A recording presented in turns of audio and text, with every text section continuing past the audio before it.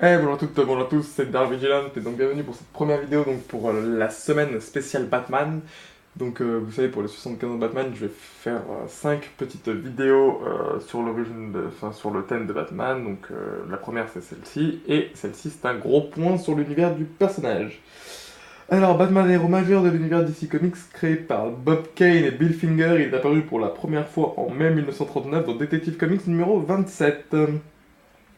Batman est l'alter ego de Bruce Wayne, un riche milliardaire dont les parents ont été assassinés devant ses yeux par un criminel nommé Joe Chill alors qu'il était encore jeune garçon. Il décide de les venger et part au long d'un long périple autour du monde au cours duquel il va acquérir de nombreuses attitudes et capacités qui font de lui un véritable guerrier.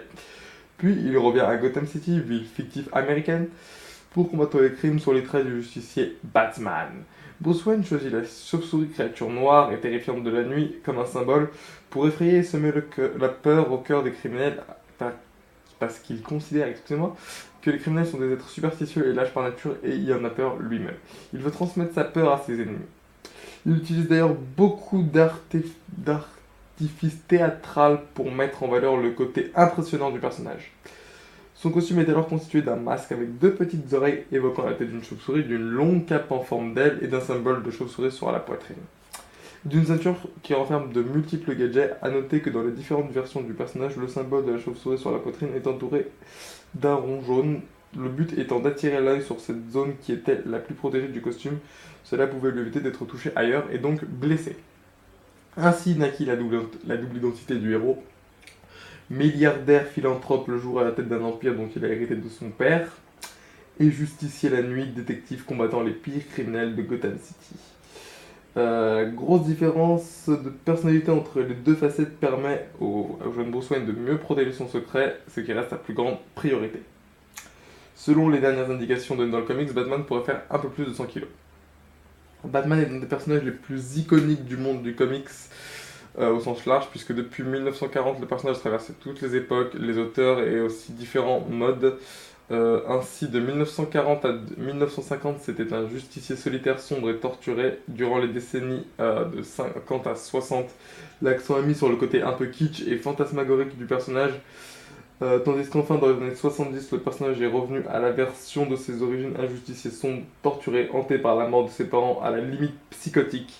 De nombreux auteurs se sont ainsi penchés sur le cas du Chevalier Noir et certains l'ont totalement redéfini, par lesquels on peut citer Frank Miller, Neil Adams, Joe F. Loeb, Morrison et Scott Snyder récemment. Batman est un héros très populaire y compris auprès de ceux qui ne lisent pas de comics. En effet, le héros a connu de nombreuses adaptations télévisées et cinématographiques qui ont marqué l'histoire du petit écran. On peut citer notamment la série extrêmement kitsch où Batman est interprété par Adam West, qui est l'interprète mythique au cours des années 60, ou encore la série animée The Batman de 1992, ou encore d'autres séries dans lesquelles il apparaît, The New Batman Adventure et Justice League. Enfin au cinéma, le personnage a été redéfini grâce à de nombreux réalisateurs, dont deux des plus majestueux, Tim Burton et Nolan. Batman a été interprété par un nombre d'acteurs talentueux, Michael Keaton, Val Kilmer, George Clooney et Christian Bale. Si Batman séduit, c'est surtout par rapport à son côté réaliste et fragile en fait. Il n'a pas de super pouvoir, c'est qu'un simple humain, il peut compter que sur son entraînement, ses gadgets pour faire régner la justice dans sa vie. De plus, de nombreux thèmes gravitent autour du héros, tels que le bien fondé de sa croisade, sa santé mentale, sous-entendu que Batman a de nombreux troubles psychologiques, ou encore les nombreuses histoires d'amour qu'il a subies jusque-là, à savoir Talia al Ghul, Julie Manson, Catwoman, et j'en passe et des meilleurs. Justement, en parlant de Catwoman, l'un des gros aspects de séduction de Batman, c'est bien évidemment ses personnages et notamment ses super vilains, à savoir le Joker, Double Face, Bane, Talia al Ghul, Ra's al Ghul, l'épouvantail, Catwoman, Killer Croc, Clayface, et on en a encore une centaine. Donc, si vous voulez tous les savoir, allez sur internet, vous trouverez, je pense, la liste complète des criminels de l'univers de Batman. Donc en gros, Batman c'est l'un des plus gros super-héros au monde, avec Spider-Man et Superman. Justement, en parlant de ça, enfin, après quelques témoignages et quelques chiffres, en 2011, Batman a été classé deuxième plus grand super-héros de comics de tous les temps, juste derrière Superman et Spider-Man dans le classement effectué par le magazine ING et Empire Magazine. Donc, aussi, comme je dis, l'un des gros points de Batman, c'est qu'il a pas de super pouvoir. C'est juste un mec avec une grosse enfin, il a une grosse musculature due à un entraînement intensif. Il est super intelligent, il a un côté détective, il a un côté scientifique. Enfin voilà, il a un mental en béton. C'est ça en gros. Batman, c'est juste un mec super entraîné, super intelligent et avec un mental de fer. Et c'est trop. Bon, je veux pas dire par là que tout le monde peut être Batman, hein, parce que je vous vois déjà derrière vos écrans. Putain, ouais, ça a l'air cool, j'ai envie d'essayer. Oui, non, mais non, faut pas les cons. Parce que c'est une fiction, les mecs. C'est une fiction. Hein. Sauter d'un toit, il va vous arriver des bricoles, c'est moi qui vous le dis. Donc aussi, comme je dis, la grosse force de Batman, c'est les gadgets. Oui, parce qu'il a aussi quand même beaucoup de gadgets qui lui sauvent la vie. Il a des grappins, il a des batarangs, des battes jumelles, il a un Batwave, il a un midi ordinateur, une trousse de secours, une trousse de criminalité, je sais même pas ce que c'est. Il a beaucoup de petits gadgets. Il a aussi la Batmobile, la Batmoto, le Batplane, le Batwing, euh, Batbateau, Batdeltaplane. Enfin, il a vraiment tout estampillé Batman, quoi. Il a aussi un quartier général, la Batcave, qui est le repère quartier général du héros qui renferme un super ordinateur, un garage, un laboratoire, une salle d'entraînement, une salle des trophées, qui est située sous sa demeure, le manoir Wayne. Jusque-là, j'apprends rien à personne. Il a aussi laissé à la police de Gotham City un espèce de halo, de projecteur qui envoie une image de chauve-souris dans le ciel nuageux et sombre de Gotham City, qui est comme un phare de l'espoir. Ouais, c'était très beau ce que je viens de dire. C'était tout ce que j'avais à dire pour Batman.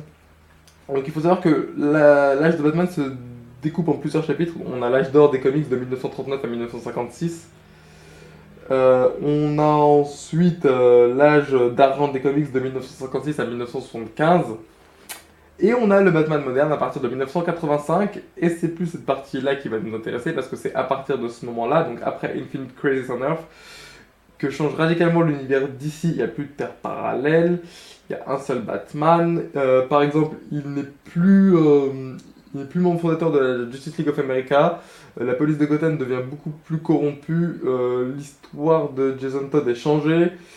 Et beaucoup d'autres événements disparaissent complètement de la continuité. Et c'est en 1987 que Frank Miller redéfinit totalement le personnage de Batman dans le roman graphique Batman Year One qui consacre aux origines du Chevalier Noir, qui est une version beaucoup plus contemporaine et beaucoup plus sombre du personnage. Le personnage devient lui-même beaucoup plus noir et beaucoup plus violent. Beaucoup de changements dans les origines du héros. C'est aussi cette histoire qui introduit Jim Gordon, donc commissaire de Gotham, dans la ville de Gotham justement. Et c'est après, à partir de cette histoire-là, qu'on aura beaucoup d'autres histoires célèbres, comme The Long Halloween, qui introduit le personnage de Harvey Dent et Double Face, qui introduit également Dark Victory, suite de Long Halloween, qui introduit Meurtre dans la famille, Deuil dans la famille, qui est la mort de Jason Todd, qui introduit Killing Joke, qui introduit Silence, Nightfall, No Man's Land. Enfin, c'est vraiment à partir de 1985 que le personnage va devenir celui qu'on connaît aujourd'hui. Et jusqu'à ce que on le retrouve dans les comics des New 52 maintenant. Et encore, je trouve que l'univers de Batman est l'un de ceux qui a les moins changé comparé à d'autres comme la Justice League ou Superman. Donc Batman est quand même un gros morceau de la pop culture. Ça a été celui qui a été exporté, je pense, dans le plus de... Oula, le truc qui est tombé là. C'est quand même le personnage qui a été exporté dans le plus de médias possible au monde.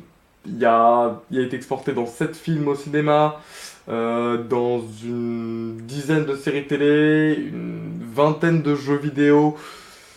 Alors les comics, je vais pas dire de conneries, mais je crois que si on rassemble tout ce qui a été fait sur le personnage, on doit en avoir plus de 1000. Je compte pré-New 52 et post-New 52. Hein. Je compte tout. Je compte Detective Comics et la série Batman et la nouvelle série Detective Comics et la nouvelle série Batman.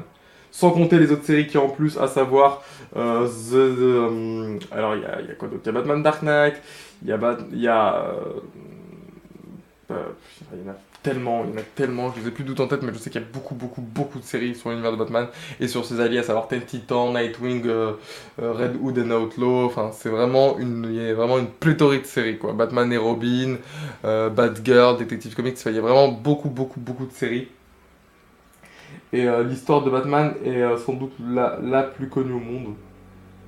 Ça doit être sans doute le super-héros qui a le plus marché au monde. Et donc après cette introduction un peu longue, je l'avoue, le planning je vais maintenant vous annoncer un petit peu le planning de la semaine. Alors demain vous aurez le droit à une vidéo sur les comics les plus importants de l'univers de Batman. Après-demain, vous aurez le droit à une vidéo sur Batman au cinéma. Après-demain, vous aurez le droit à une vidéo sur les séries animées Batman, qui sont quand même très importantes, il faut le signaler, pour la mythologie du personnage. Ensuite, en quatrième vidéo, vous allez avoir Batman et les jeux vidéo, parce qu'il y a quand même pas mal de trucs. Et ensuite, vous aurez le droit à un top 5 des ennemis de Batman. Voilà. Écoutez, bah voilà, moi j'ai fini cette vidéo, donc je pense que j'ai dit plus ou moins tout ce qu'il y avait à savoir sur le personnage. Si vous avez des questions sur ce personnage de Batman, n'hésitez pas, je me ferai une joie d'y répondre. Et si vous avez des questions à me poser pour la semaine Batman et vous voulez que j'y réponde, posez-les-moi dans les commentaires et j'essaierai d'y répondre en fin de semaine. Voilà. Donc moi je vous donne rendez-vous à bientôt pour de prochaines vidéos et à bientôt peut-être pour vos questions sur l'univers de Batman. Ciao.